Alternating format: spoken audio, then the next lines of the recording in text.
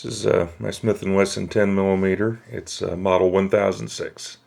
It's the full-size version that the FBI originally was going to use before they switched to the 1076. And after that, of course, they found that this caliber was a little bit much for the average agent to handle. I'm not sure why, because I find even with the full power loads I use exclusively in this gun, it's quite manageable, but that's just me. Anyway, I'll show you the gun, show you the basics of operation, and then I'll show you how to disassemble it and reassemble it. It's rather easy. But so here it is in my, inexpensive Brower Brothers inside the pants holster. I do have the magazine inserted, but it's not in all the way because the magazine is loaded, so I'll show you that. Anyway, here's the gun itself. The magazine, as I said, is partially out. As you can see, the magazine is loaded. That's what a round of 10mm looks like. That's my my self-protection hand load. That is a 155 grain Spear Gold dot hollow point. It's a particularly good one. It hangs together rather well. The copper jacket is fused to the lead core because it's not actually a jacketed bullet. It's actually a plated bullet. And the case itself is a Remington nickel plated. So that'll ensure feeding reliability and also prevent corrosion. Just give me a moment here and I'll put that back in the magazine. In case you're wondering, most of the camera here, but you load the magazine pretty much the way you do any other auto pistol. You just put it there and I'll show you the detail of the magazine. As you can see, when you look closely, there are 9 holes in that count. Well, actually, there are 8 holes, but the top one is. And then if you look very closely, there are numbers. It's hard to see them in this light. But anyway, the magazines hold 9 rounds apiece. I carry my gun with the chamber empty. I guess you could call it condition 3, which means magazine inserted, chamber empty. And if I ever did need it, under dire circumstances, I believe I could rack the slide and have the chamber loaded and the hammer back and ready to go in less than a second. And I do that for a couple of reasons. Number one, I don't really much care for carrying handguns with the chamber loaded for safety concerns. Even though this is a very safe gun, it won't fire without your finger being on the trigger. Actually, it won't even fire without a magazine either. But also because the main reason is just practical reasons. If you have to keep chambering that first round, it gets battered. If you're like me and at the end of the day you put the gun away, you'll be responsible and take that round out of the chamber. And even if you don't do that, leaving it in the chamber, it's going to pick up a few oils and eventually deteriorate. So I like to keep my chamber empty. That's a personal preference. Anyway, these magazines are rather good. That's one of the reasons that these third generation Smith & Wesson handguns are so great. It's such a shame they did away with them, and now they've gone almost entirely with polymer. I don't understand it. I guess it was the expense, but their third generation handguns were all steel or alloy. Mine is all stainless except, of course, the hammer. But the frame, the slide, the decocker, the trigger, all that are steel.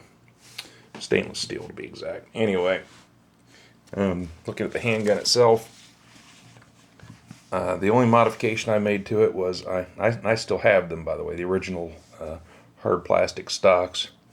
But I replaced those hard plastic stocks with the really excellent Hogue Monogrip, which is a kind of a rubbery material. But it's not so rubbery that it has a lot of give, but it makes it so that the handgun is a little bit easier to hold, quite a bit easier to hold actually, and also not nearly as subject to scratching the way that the hard plastic stocks were. The hard plastic stocks are really good for ergonomics, but also these are easier to hold on to, absorb recoil. Just really a nice addition to these handguns, and you can still buy these for this model gun. The same stocks that fit the 4506 Smith & Wesson also fit the 10mm, since their frame is basically the same. Here's the right side of the gun. This thing right here is the slide stop. I'll show you that in a minute. This is the decocking lever. And of course the other side of the decocking lever, the hammer, the ejection port. This little thing here, of course, is the extractor. trigger, all that. You'll notice one thing unusual about mine, that most of the handguns out there, at least to the Smith & Wesson, mine has adjustable sights. And I'm glad I requested mine that way, because that allows me to get this gun to shoot exactly where I want with a given load. For some reason, most auto pistols come with fixed sights, whereas most revolvers come with adjustable. And I think you're really handicapping yourself with fixed sights, because if you want to sight it in for your load, you really can't. But with adjustables like these, you can, and I have them sighted in for my load of preference. And it did need adjustment to hit where I wanted. Anyway, I'll show you the basics here.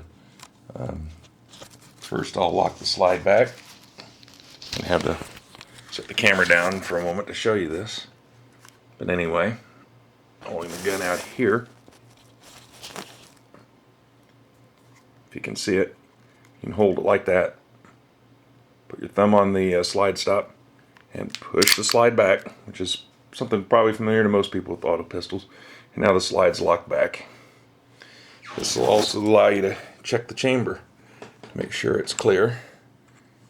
And it's hard. There you go. With more light, you can see the feed ramp and all the way into the barrel. It's rather dirty. I need to clean it. So my apologies for a dirty gun. I'm going to be cleaning it tomorrow thoroughly. But anyway, that's from me shooting it yesterday. You know, as you can see, the chamber is empty. You can also see all the way down the magazine tube. Well, where the magazine goes. And of course, the barrel is exposed now, as well as the guide rod for the mainspring. And of course, I'm not going to let it go forward with all of its force, because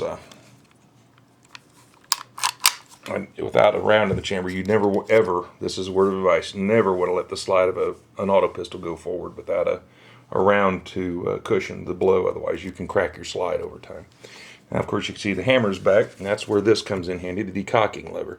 It's actual double duty. It decocks the hammer and serves as a safety. So I'll do that.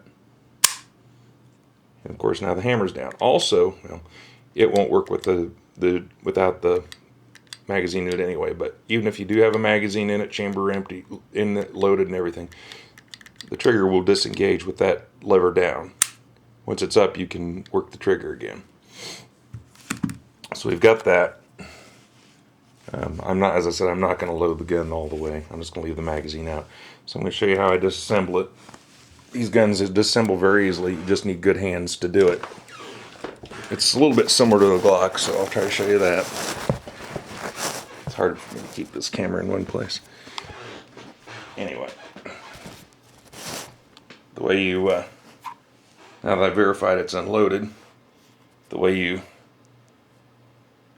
disassemble it is by pushing the slide back to this mark right here on this side, if you can see it. And while you're doing that, at the same time, push on the back of that slide stop. You see it push out slightly? It's now out slightly. And since it is, you can put a little tension on it and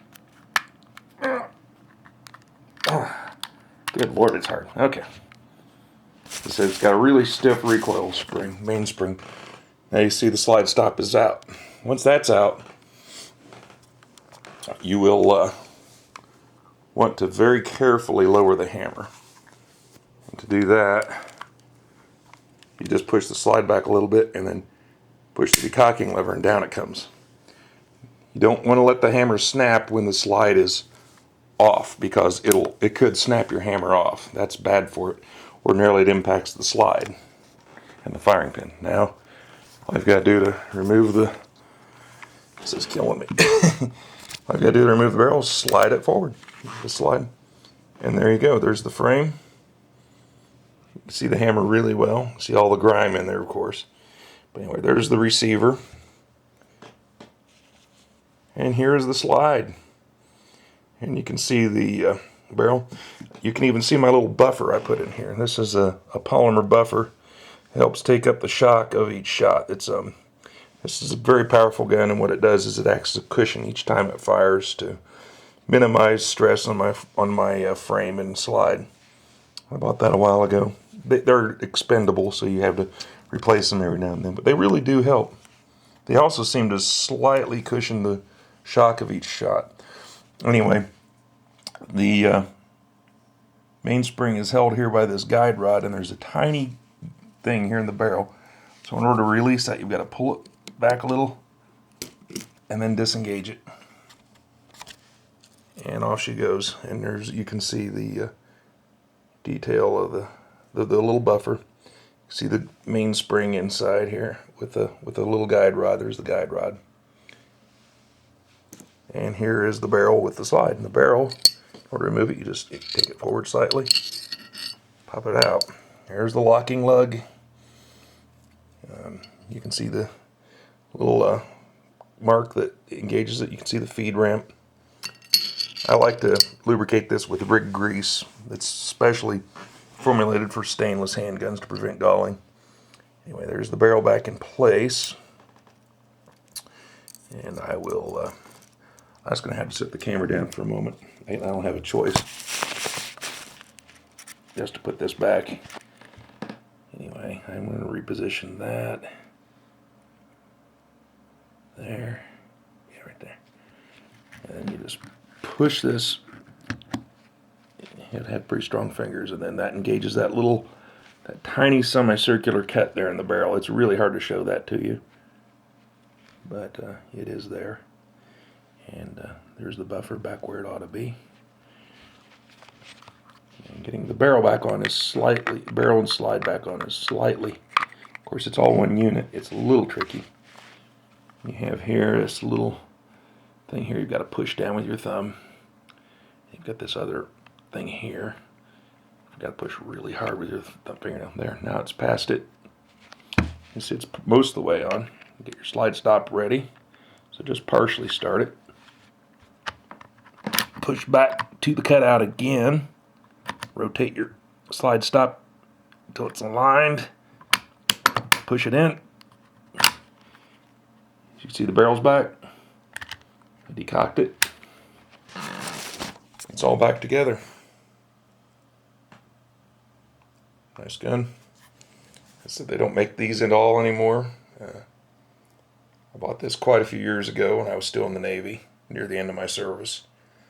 And I'm really proud of it. And this right here is the gun that I entrust my life to if I'm in a bad situation. Thanks for watching.